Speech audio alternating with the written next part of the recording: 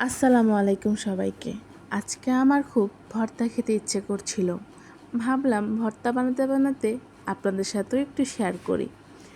এই তো প্রথমে আমি চিংড়ি মাছগুলোকে ভালো মতো চুলার ওপর টেনে নিয়েছি।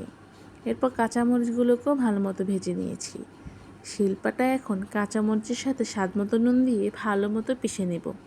এরপরে চিংড়ি মাছগুলোকেও ভালো মতো পিষে নিতে হবে, যাতে কাঁটাগুলো আস্ত না থাকে। ভালো মতো পিষে নেওয়া হলে দিয়ে দিব খানিকটা পেঁয়াজ কুচি।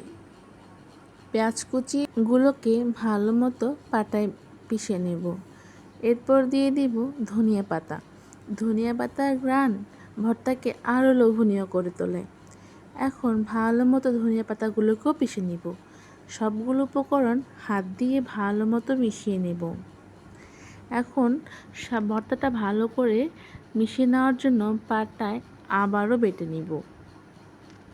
বেটে নেওয়ার পরে এই তো হয়ে গিয়েছে আমাদের চিংড়ি মাছের ঝাল ঝাল ভর্তা। এখন পান্তা ভাতের সাথে পরিবেশন করতে পারেন।